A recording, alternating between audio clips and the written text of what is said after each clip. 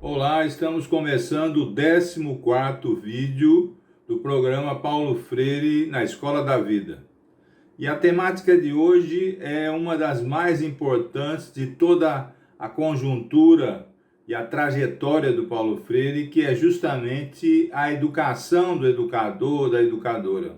Paulo Freire se refere sempre a uma pergunta que vem lá do Marx, das teses sobre Feuerbach, quando ele diz quem é que educa o educador, a educadora. Paulo Freire sempre tomou isso como um ponto inicial.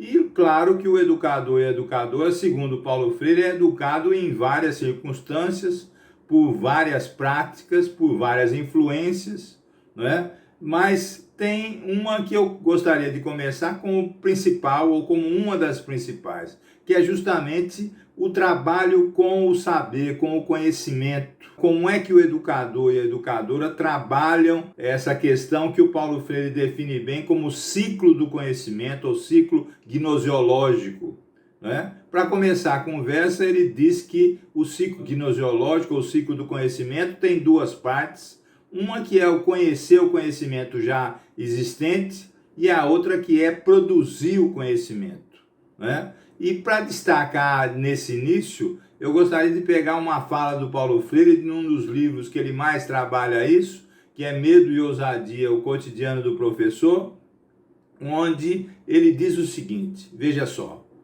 um momento desse ciclo é a produção de um conhecimento novo e o segundo é aquele em que você conhece o conhecimento existente. O que acontece geralmente é que dicotomizamos esses dois momentos, isolamos um do outro. Consequentemente, reduzimos o ato de conhecer, diz o Paulo Freire, do conhecimento existente a uma mera transferência do conhecimento. E o professor se torna exatamente o especialista em transferir o conhecimento, né? Então ele perde, segundo ele, algumas das qualidades essenciais, necessárias, indispensáveis. Por exemplo, a ação, a reflexão, a crítica, a curiosidade, o questionamento exigente, né? A inquietação, a incerteza, todas essas virtudes indispensáveis ao sujeito cognoscente. Além disso, né, segundo ele, há uma outra coisa que é dita aos professores, que o ensino não tem nada a ver com a pesquisa, com a produção do conhecimento. E esse é outro ponto fundamental, né? Para o Paulo Freire, o professor se educa também enquanto pesquisador, né? Não só como o trabalhador do conhecimento junto com seus educandos, né? Mas como pesquisador, né? Para ele não há dicotomia em relação a isso, né? O professor pesquisador, para ele, é uma coisa só. E isso é muito importante para você entender como é que os educadores e as educadoras se educam, vamos dizer assim, né? Na perspectiva do Paulo Freire, né? E isso é muito importante, tem outras coisas fundamentais para ele. O educador e a educadora não devem nunca esquecer, né, que a sua concepção cultural, política, social, etc., andam junto com a educação, né? Para ele, educação e política são inseparáveis, né? São inseparáveis. Então, veja só essa sequência de raciocínio que eu vejo como muito importante para você entender esse tema da educação, do educador, da educadora, segundo Paulo Freire. Para ele, então, o ciclo do conhecimento é uma das práticas, não é, que mostram como é que o educador e a educadora precisam se prevalecer, precisam se comportar, precisam ter uma prática que não separe o conhecimento existente da produção do conhecimento. Isso implica no educador que se preocupa em também ser pesquisador, ao mesmo tempo que ele atua como educador, que ele atua como educadora. Um outro ponto fundamental, já pensando nos aportes que o Paulo Freire traz do Antônio Gramsci para o seu raciocínio, para o seu pensamento, é o educador, educadora como intelectual orgânico, vamos dizer assim, não é? Como agente da cultura, como agente organizador da cultura. Né? O Gramsci tem um livro muito importante que diz o intelectual e o organizador da cultura, e o Paulo Freire também vê o educador e educadora como um organizador da cultura. Você sabe que essa questão cultural, da ação cultural para o Paulo Freire é absolutamente importante. Né? Dentro disso, nós não podemos esquecer, e o Paulo Freire nos faz essa lembrança constante, das possibilidades e dos limites da educação enquanto transformadora da sociedade.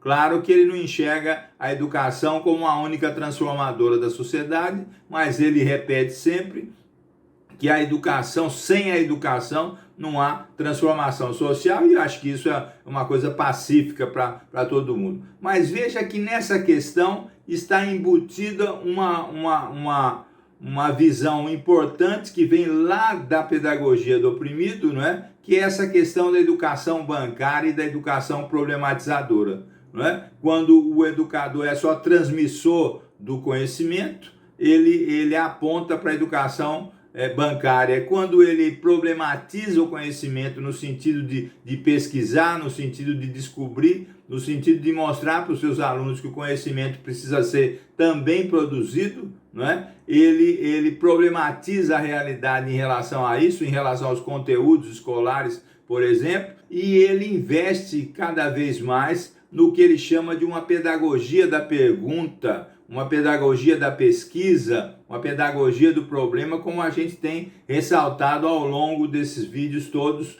e também desde a outra série que a gente produziu, que foi o Paulo Freire Vivo, que também está disponível para todos se fundamentarem, se organizarem em relação a isso. Esses pontos são, para mim, um somatório, não é? Um conjunto de visão da formação do educador e da educadora, que é muito importante e está em torno do conhecimento. E quando está em torno do conhecimento, quando o Paulo Freire relaciona isso, chama atenção para isso, tem a questão da consciência crítica, porque para ele é inseparável dessa questão epistemológica, gnosiológica que a gente vem tratando. Esses pontos todos estão tratados ao longo da obra do Paulo Freire em várias situações. A gente já falou aqui Medo e Ousadia, o cotidiano do professor, pode falar do livro Por uma Pedagogia da Pergunta, citou também o Pedagogia do Oprimido. No final das contas, essa questão é uma questão que permeia a estrutura do pensamento do Paulo Freire, e isso para a gente tem uma importância fundamental.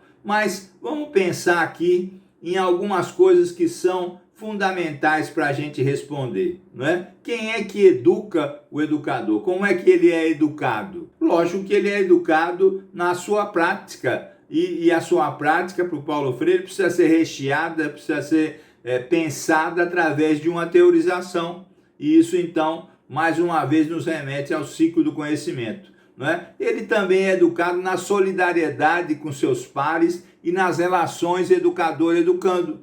Né? Então, outro ponto fundamental, ele é educado na pedagogia da pergunta, na pedagogia da pesquisa. Ele também é educado como um ator cultural, como organizador cultural, como intelectual que organiza a cultura, como a gente ressaltou. Né? Ele também é educado no respeito às diferenças, à diversidade, no combate a todo tipo de intolerância que aparece na sua prática, né, como o racismo e outros tipos de intolerância, né, o respeito aos outros, a respeito à diversidade, o respeito às diferenças, é uma parte da formação dos educadores e educadoras. As suas atitudes cotidianas na escola constituem outras práticas que são absolutamente chaves em relação, por exemplo, à democracia na escola, né? A horizontalidade das relações de poder na escola. Ele se educa, ele é educado e educa as outras pessoas, né? Quando ele pratica a democracia na escola, ele é um agente da democracia na escola, e isso é muito importante.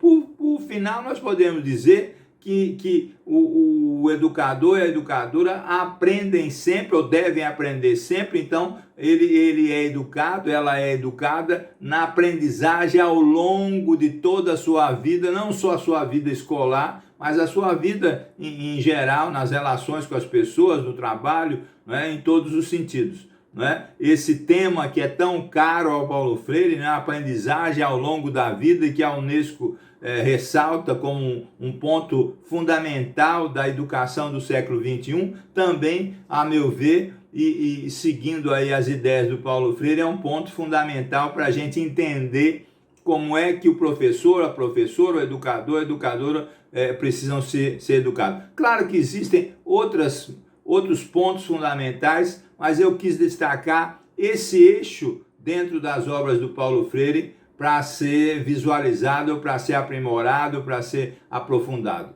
Eu, mais uma vez, nesse vídeo, recomendo a vocês todos que acompanhem não só essa série Paulo Freire na Escola da Vida, mas a outra série Paulo Freire Vivo, que a gente fez anteriormente. São 30 vídeos, né, sobre as obras principais do Paulo Freire, e essa série que a gente já está no vídeo 14, né, e vamos seguir até pelo menos ao 20º vídeo. Eu agradeço mais uma vez a participação de todos, né, a assistência de todos, e gostaria de contar com a sua audiência, com a sua atenção na sequência desses vídeos.